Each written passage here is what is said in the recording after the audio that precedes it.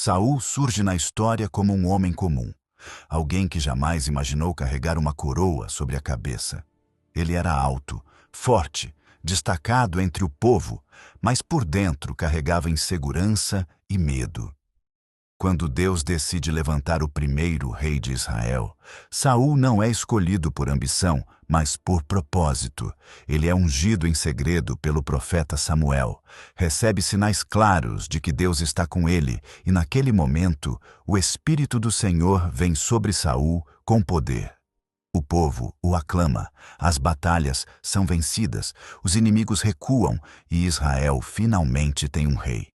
Tudo começa em silêncio, com promessa e esperança. Saul tinha autoridade, unção e direção divina. Mas o início glorioso escondia um perigo invisível. O coração ainda não estava completamente submetido. A partir desse ponto, a história não caminha apenas para conquistas externas, mas para um conflito interno que definiria o destino do rei. O mesmo Deus que levanta, observa. E toda escolha feita na presença da unção carrega consequências eternas. Com o tempo, Saul começa a enfrentar situações que exigem obediência absoluta.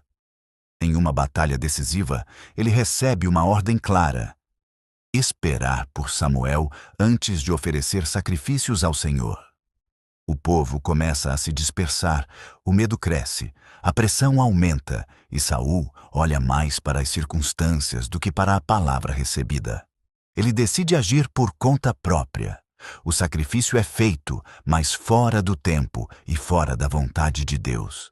Quando Samuel chega, a pergunta ecoa como julgamento: o que fizeste?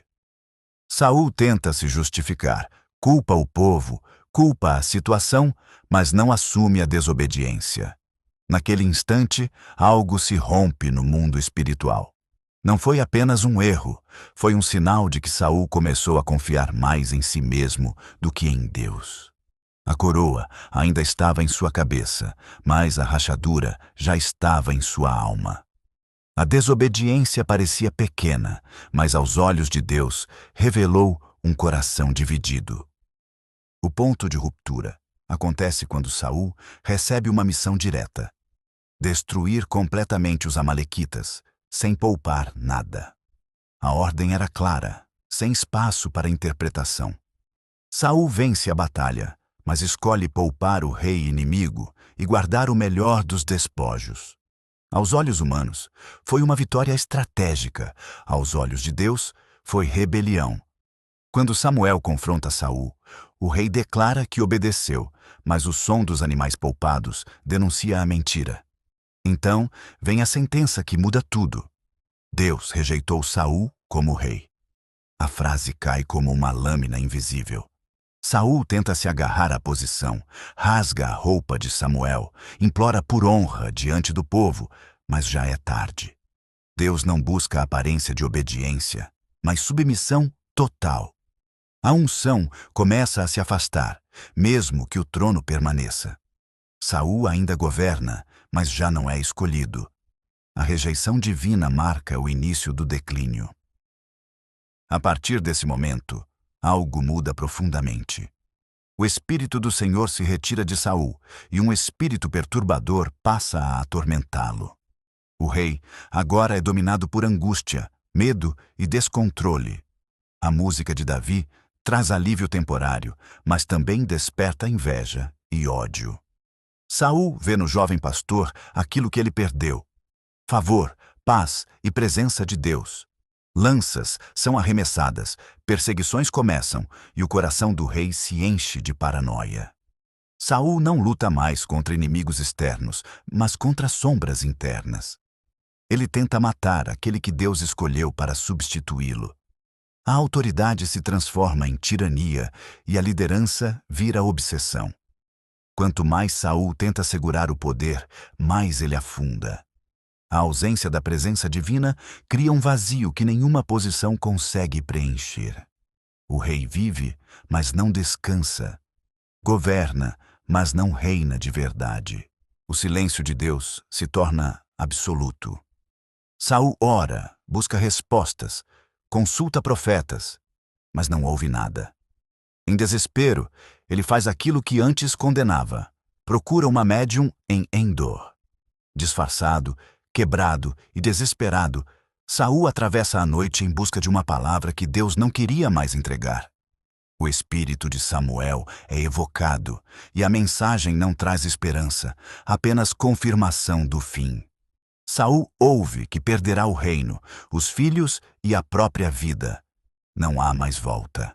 O homem que começou ungido agora se curva ao oculto, tentando recuperar direção fora de Deus. O medo domina completamente seu ser.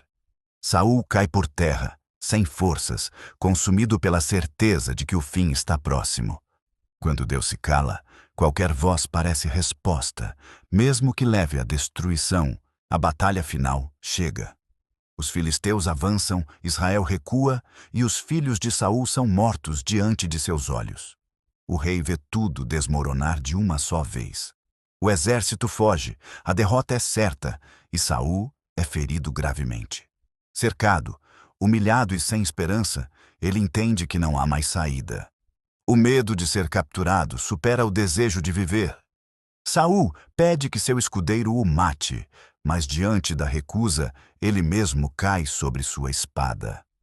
A morte não vem como libertação, mas como o encerramento trágico de uma trajetória marcada pela desobediência. O primeiro rei de Israel morre longe da presença de Deus, sem honra e sem paz.